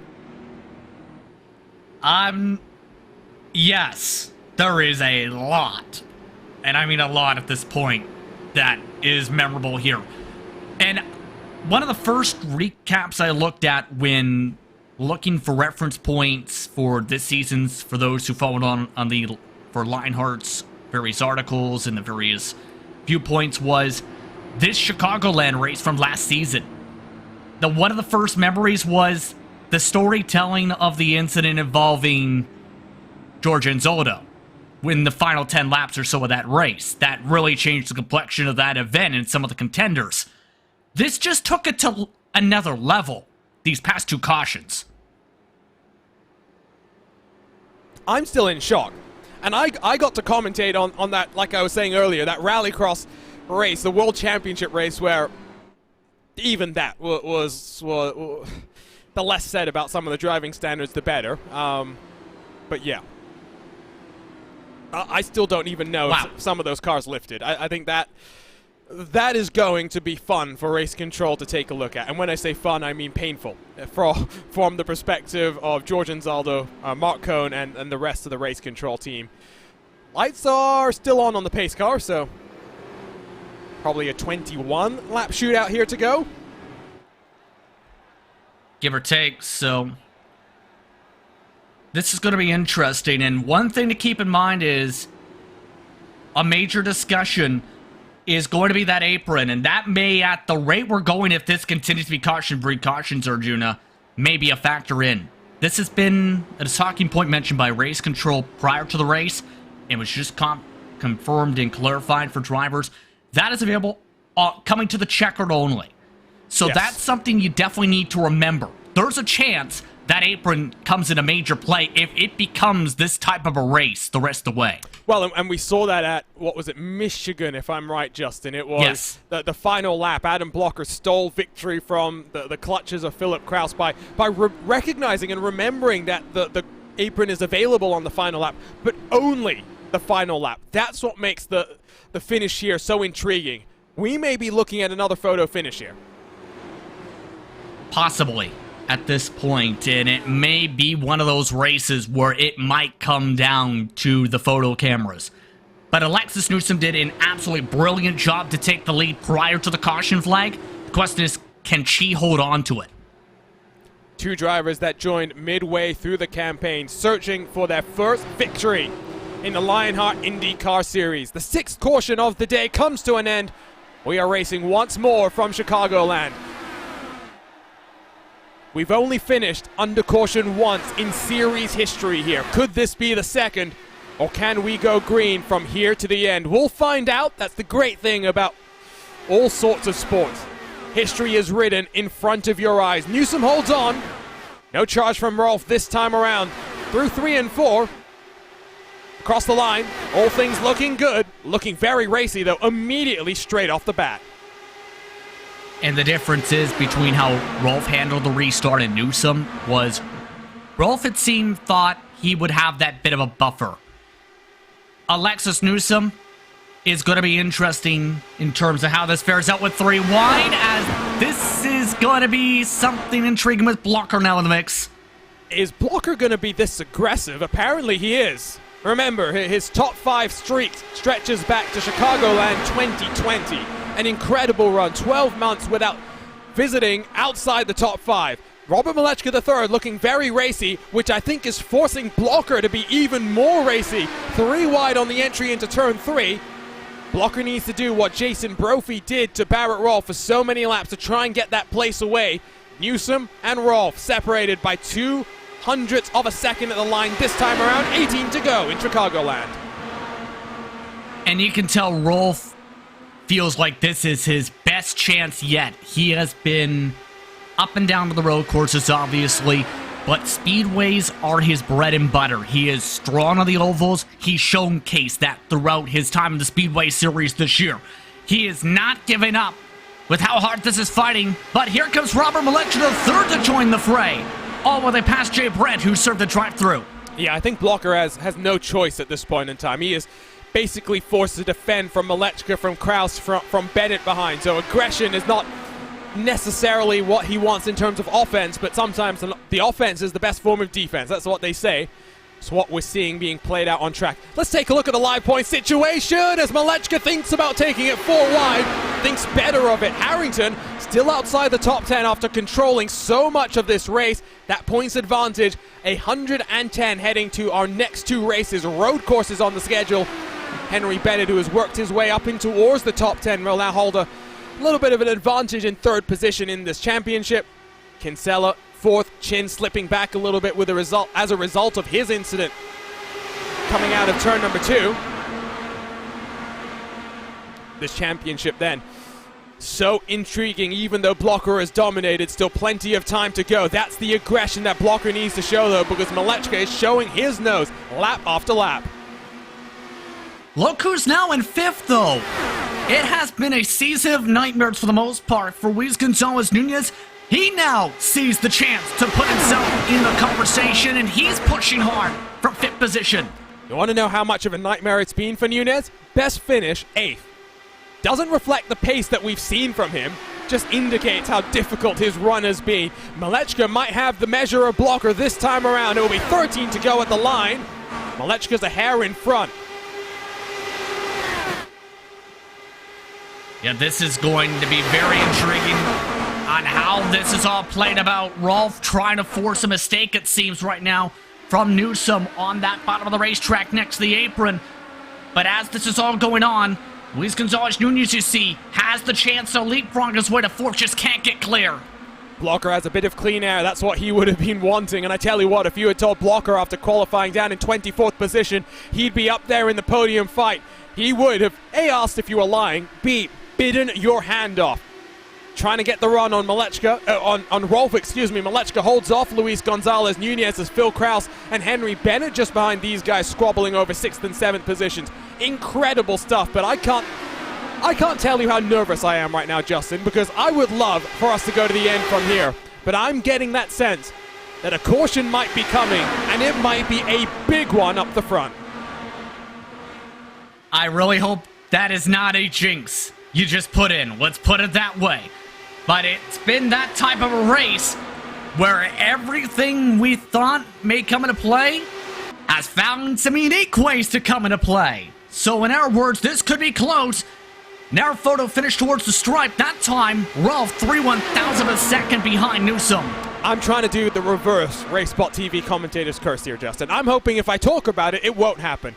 It's a bold strategy, I admit, but you've got to try something. Henry Bennett has been shuffled down to 8th, by the way, after trying to run down on the inside line. Gives you an indication that unless you're in the lead, low line is not where you want to be.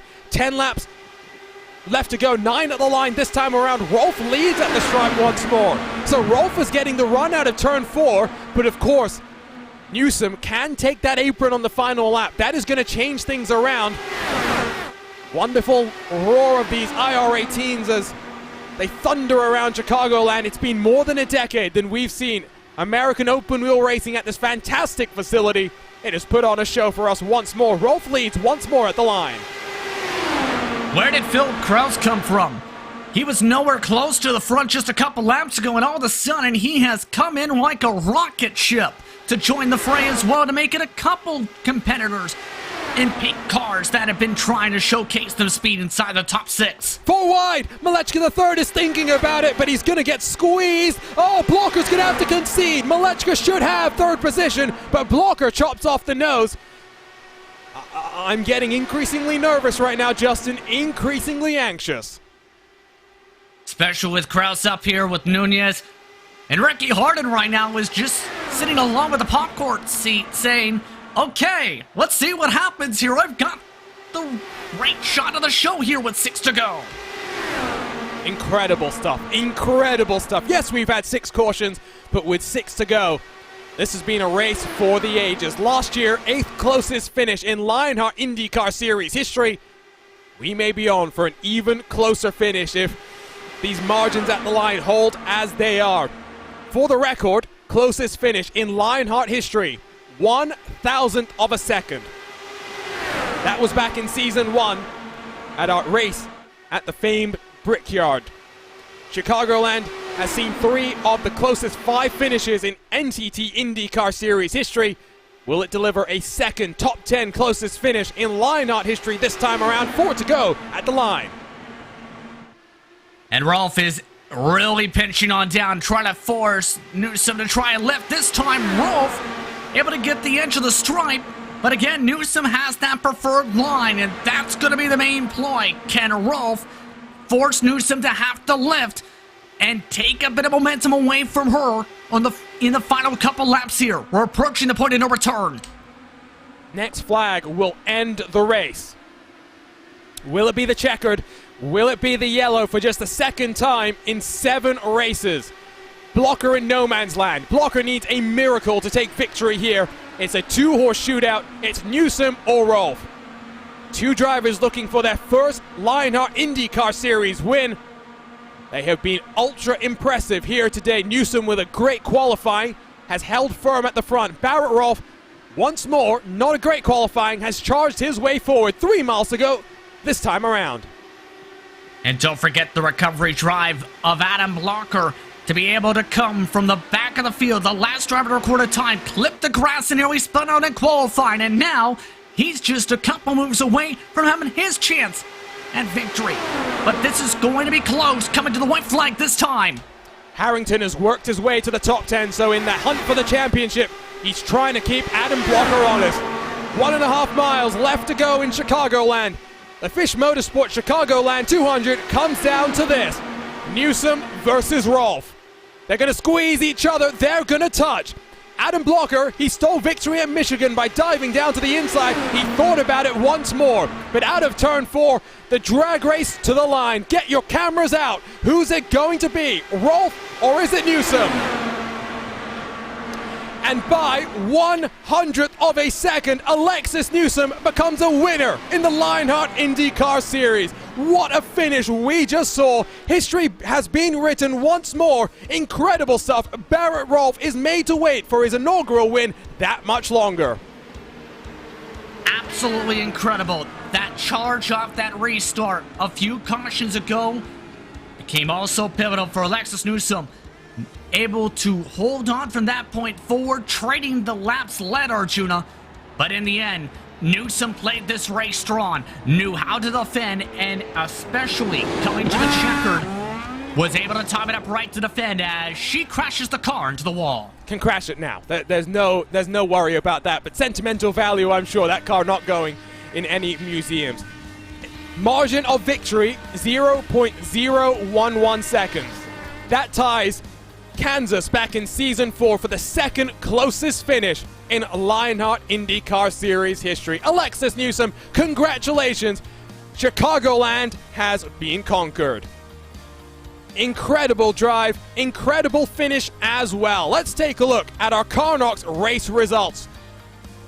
134 laps, but it's Alexis Newsom that charges her way into Lionheart history. She wins from Barrett Rolfe, who made up 13 positions on the day. Adam Blocker, after qualifying down in 24th, has found his way onto the podium once more. His string of top 5 continues. An incredible run, 12 months and counting. Robert Malechka III in 4th, with Phil Kraus completing the top 5.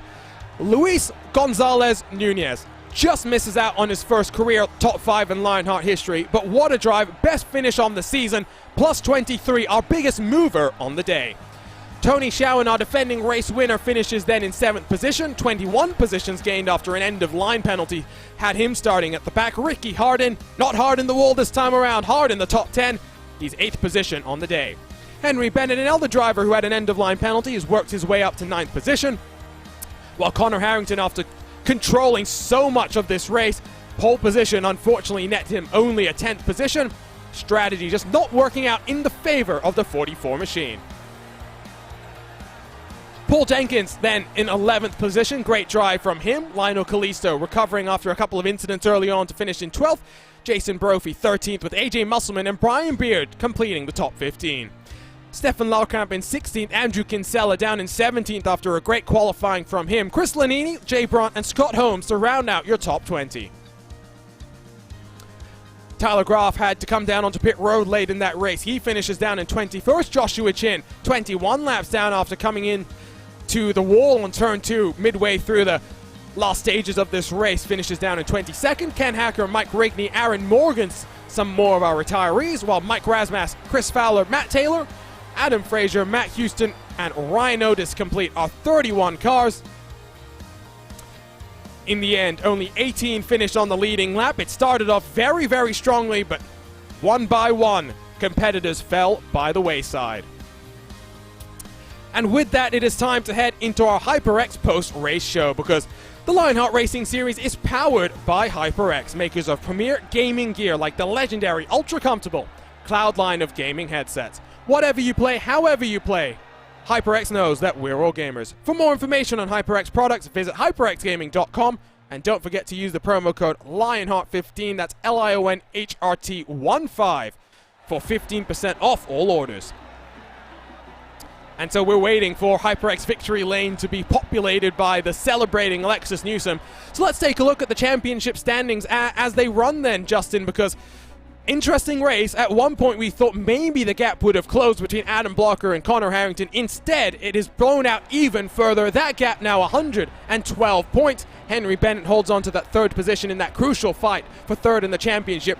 Lots of championship intrigue, and don't count Ryan Otis out of that battle for 3rd, because he had a pretty strong day. Other than his damage, still up there in the points.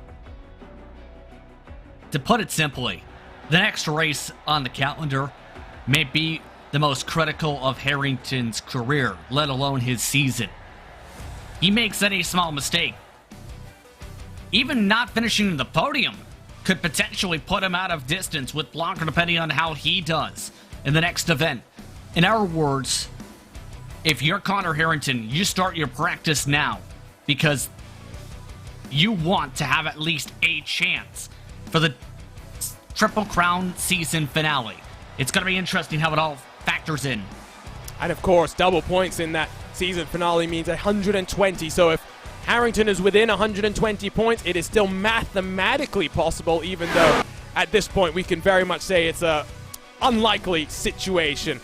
Alexis Newsom is standing by in HyperX victory lane, where Justin Prince is ready to talk to our race winner. Alexis, first things first, a lot of history you've been a part of now tonight. Not only one of the closest finishes in the history of the series, it's your first career victory, and you are now the first female Lionheart IndyCar Series winner in its history. How does it feel to be able to break on through and be that first female winner? Yeah, I'm really thrilled. I got pretty lucky there, getting underneath Rolf on the start, on the restart. If I hadn't done that, I wouldn't have had a chance. I honestly didn't think I'd be up front in this race. It's not really the kind of race that I'm good at, but when you get the bottom like that, there's not much people can do. What was it like trying to hold off not just Rolf but Blocker there, knowing the intensity that was coming into play, how much Rolf was squeezing every single lap, but also the fact that Blocker was just waiting in the wings for that final lap, final turn dive to that apron? Oh, it was pretty thrilling. I mean, I knew we were close, so I wasn't really even looking over to see how close we were. I knew if we'd be any closer, we were going to hit. So I just kept paying attention to the line and not really paying attention how close we were together. Congratulations, Alexis, on the victory tonight. Thanks. So that was Alexis Newsom, first-time winner in the Lionheart IndyCar Series. Let's head then to the second step of the podium, where it was 1/100th of a second for Barrett Rolf in his quest for a first Lionheart IndyCar Series win.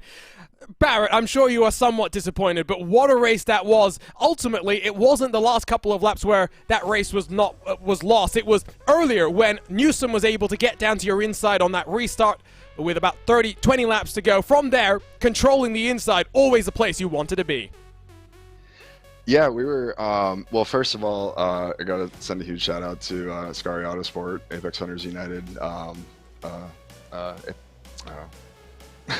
Anyway, kind of lost track of thought there, but yeah, we were talking about that just a minute ago while we were waiting to get pulled in here, and I actually wanted to be in the middle.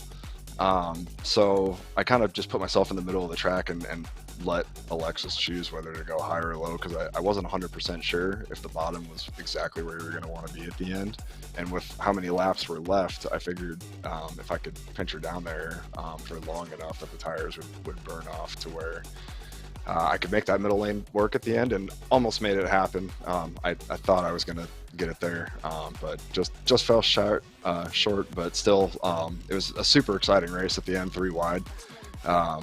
My brain is still kind of all over the place because there was just so much going on there at the end, and it was so intense.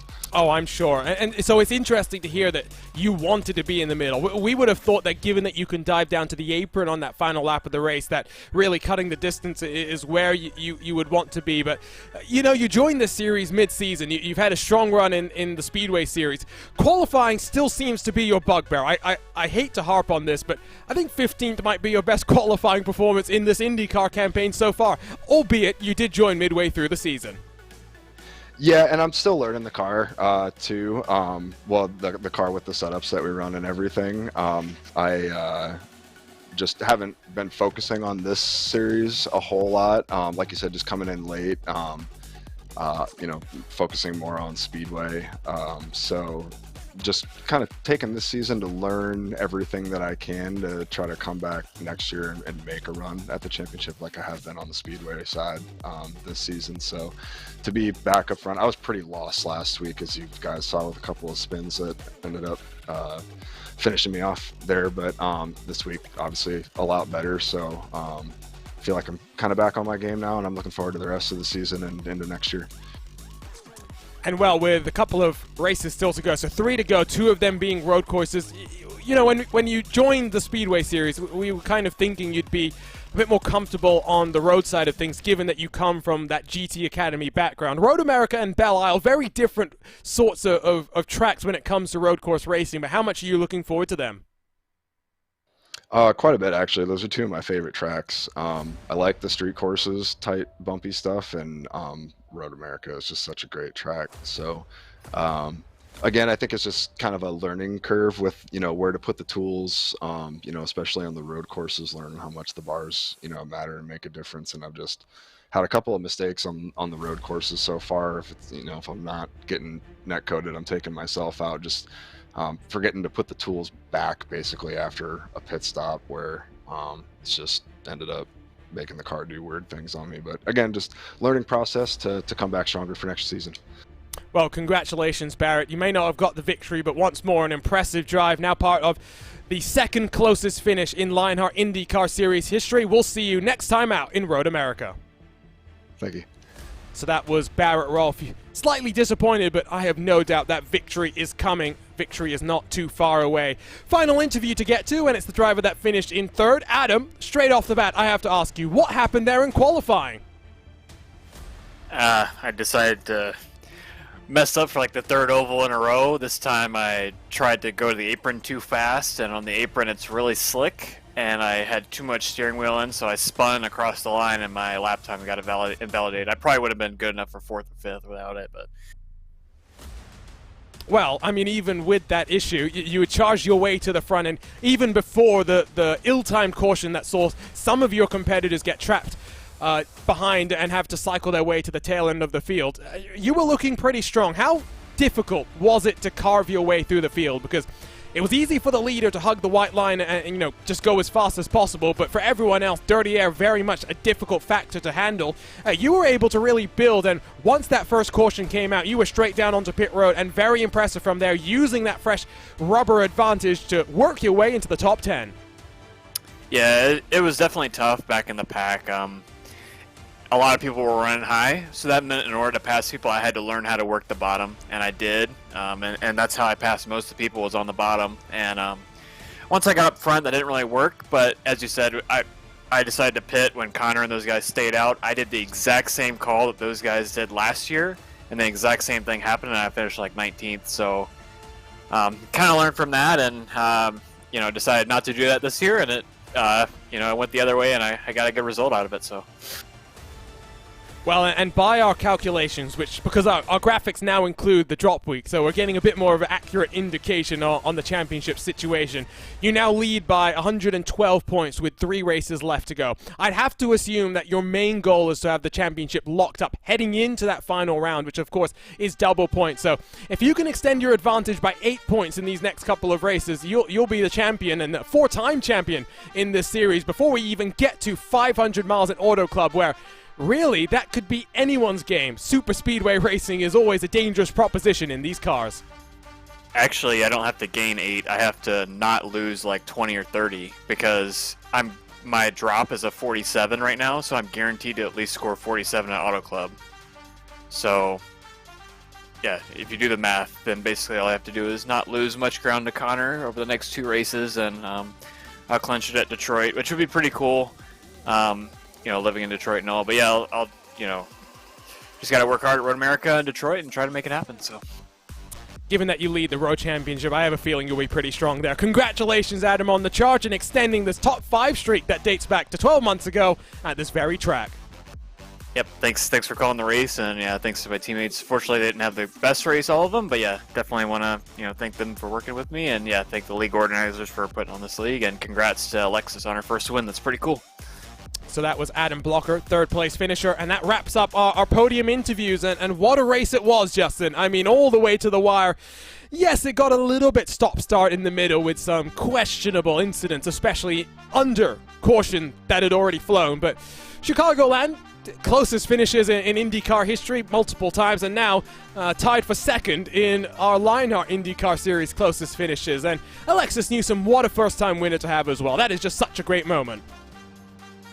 Absolutely historic moment, one of the closest finishes in series history, one of the biggest moments ever in the history of the Lionheart IndyCar Series.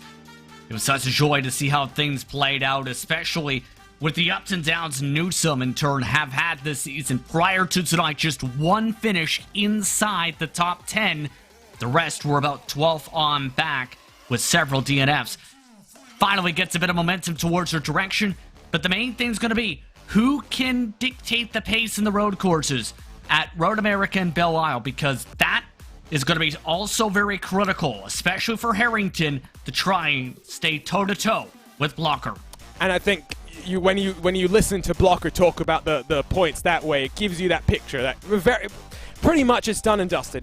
It's going to take a lot for the championship to swing back in Harrington's direction, but never say never. That is the beauty of American open wheel racing. Anything can happen. You always have to be ready. Well, before we say goodbye then here from the Chicagoland Speedway, it's time to say thank you to those that make it happen. For sim racers, the Buttkicker Gamer 2 or Simulation Kit adds the missing driver-to-car connection, bringing more realism to your sessions. By accurately responding to in-game audio, you can feel the track like never before, providing increased vehicle handling and faster lap times. Are you ready for the most immersive experience in sim racing? For more information, visit thebuttkicker.com, and don't forget to use promo code LION2021 for 20% off all orders. The Lionheart Racing Series is powered by HyperX, makers of premier gaming gear like the legendary ultra-comfortable Cloud line of gaming headsets. Whatever you play, however you play, HyperX knows that we're all gamers. For more information on HyperX products, visit hyperxgaming.com, and don't forget to use the promo code Lionheart15, that's LIONHRT15, for 15% off all orders.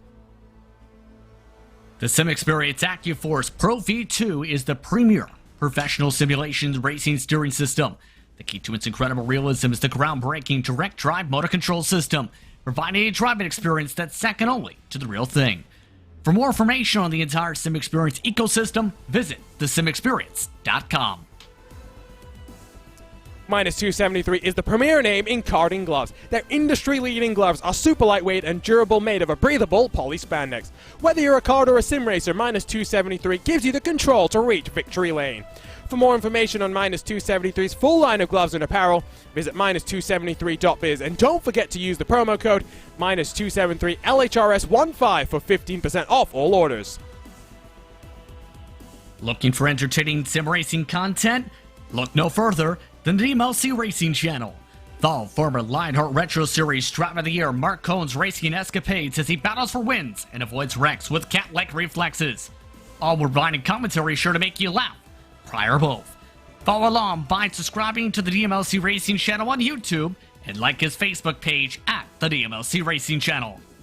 And it's not just them, but so many more that make all of this possible. To learn more about the Lionheart Racing Series and all of its partners, visit lionheartracingseries.com, your one-stop shop for all things Lionheart. You can also learn more about the three competitions the Lionheart sanctioning body puts on. We'll be back then at the start of November for more Lionheart IndyCar Series action, but you don't have to wait for more Lionheart Racing. The Speedway Series will be up shortly, as well as the Retro Series, DW12, as well as Lotus 79 action coming to you. Next Monday then, it will be Speedway competition from the Richmond Raceway as the DW12s go short track racing. Then on Thursday, to the home of British motorsport with the Lotus 79. What a race that is going to be. And then next, November 3rd, Lionheart IndyCar competition from Road America. To keep up to date with all things Lionheart, make sure to follow them on social media, while ESTV has you covered for your esports needs. racespottv is your one-stop shop for all things sim racing, so don't forget to subscribe to us on YouTube, hit that red button and the bell next to it to get notified every single time we go live with a great sim racing series that we get to cover. On behalf of the entire team at RaceSpotTV, for Dougie Beard providing all of our cameras, for our graphics partners at ATVO, for my commentary partner Justin Prince, my name is Arjuna Kankipati. What a race we just saw at Chicagoland, a first-time winner, and history has been written here at Chicagoland. Alexis Newsom is now a winner in the Lionheart IndyCar Series.